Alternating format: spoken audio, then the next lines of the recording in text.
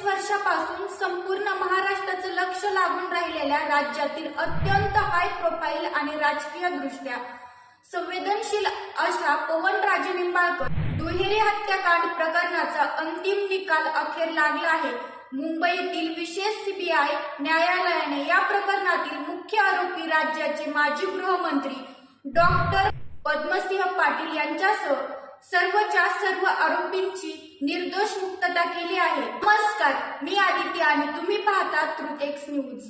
होय, तुम्ही अगदी बरोबर ऐकलं। 20 वर्षाच्या प्रदीर्घ आणि अटीतटीच्या न्यायालयीन लढाईनंतर न्यायालयाने संशयाचा फायदा म्हणजेच बेनिफिट ऑफ डाऊट देत सर्व आरोपींना निर्दोष सोडला आहे।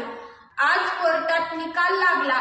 वाचनाच्या वेळी माजी मंत्री पद्मसिंह पाटील आणि खासदार ओमराजे निंबाळकर हे दोन्ही नेते आपल्या कुटुंबासह समोरासमोर हजर होते।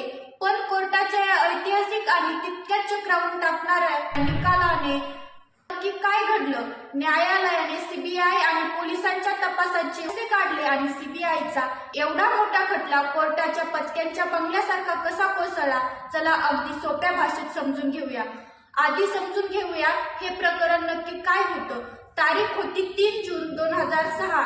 नवी मुंबईतील कळंबोळी भागात भर दिवसा काँग्रेसचे नेते पवनराजे निंबाळकर आणि त्यांचे ड्रायव्हर समर्थ काजी यांच्यावर गोळ्या झाडून त्यांची निर्घृण हत्या करण्यात आली होती। या दुहेरी हत्याकांडाने संपूर्ण महाराष्ट्र हादरला होता। सुरुवातीला स्थानिक पोलिसांनी याचा तपास केला, पण नंतर हे प्रकरण सीबीआयकडे सोपवण्यात आलं। या हत्येमागे राजकीय वैमनस्य असल्याचा संशय होता आणि तपासाची सुई फिरली थेट राष्ट्रवादीचे वजनदार नेते डॉक्टर पद्मसिंह पाटील यांच्याकडे। सीबीआयने दावा केला होता की तेच संपूर्ण कटाचे मुख्य सूत्रधार आहेत। त्यांच्यासोबत काही शूटर्स आणि मध्यस्थानांनी अटक करण्यात आली होती। कोर्टात नक्की काय घडलं? गेली 20 वर्ष हा खटला सुरू होता। शेकडो साक्षीदार तपासले गेले, पण अखेर आज मुंबईतील विशेष सीबीआय न्यायालयाने आपला निकाल सुनावला। न्यायाधीशांनी स्पष्ट केलं की आरोपी विरुद्ध सबळ आणि ठोस पुरावे सादर करण्यात सीबीआय पूर्णपणे अपयशी ठरली आहे। न्यायालयाने संशयाचा फायदा हा महत्वाचा कायदेशीर मुद्दा मांडला। कायद्याचा नियमच असा आहे की जोपर्यंत गुन्हा 100% सिद्ध होत नाही तोपर्यंत कुणालाही दोषी ठरवता येत नाही। सीबीआयने उभा केलेला पुराव्यांचा डोलारा कोर्टात टिकू शकला नाही आणि म्हणूनच सर्व आरोपी सुटले। आता सर्वात मोठा प्रश्न हा आहे की सीबीआय सारखी देशातील सर्वोच्च तपास यंत्रणा या प्रकरणात का अपयशी ठरली? कोर्टात ही केस का टिकली नाही याची 3 मुख्य कारणे समोर आली आहेत।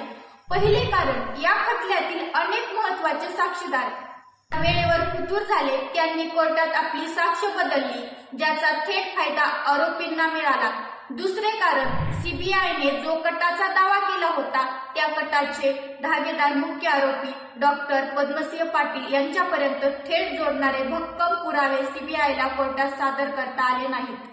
दरम्यान गोळा केलेले फॉरेन्सिक रिपोर्ट्स आणि कॉल डिटेल्स CDR यात अनेक तांत्रिक त्रुटी होत्या, ज्याचा बचाव पक्षाच्या वकिलांनी कोर्टात पूर्ण फायदा उठवला। थोडक्यात सांगायचं तर केसचा पायाच अत्यंत ठिसूळ ठरला। या निकालामुळे निंबाळकर आणि पाटील या दोन्ही कुटुंबातील राजकीय संघर्ष पुन्हा एकदा पेटण्याची शक्यता आहे। निंबाळकर यांचे सुपुत्र खासदार ओमराजे निंबाळकर यांच्यासाठी हा खूप मोठा धक्का मानला जात आहे, कारण त्यांनी आपल्या वडिलांच्या न्यायासाठी 20 वर्ष लढा दिला। दुसरीकडे डॉक्टर पद्मसिंह पाटील आणि त्यांच्या समर्थकांसाठी हा खूप मोठा दिलासा आहे।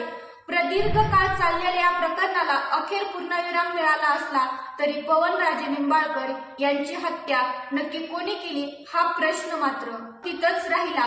तर निकालावर तुमचं मत काय आहे आम्हाला खाली कमेंट करून नक्की सांगा। व्हिडिओ आवडला असेल तर लाईक करा आणि शेअर करा आणि महाराष्ट्रातील अशाच महत्त्वाच्या घडामोडीचे विश्लेषण पाहण्यासाठी आपल्या चॅनलला सबस्क्राईब करायला विसरू नका। धन्यवाद। जय महाराष्ट्र।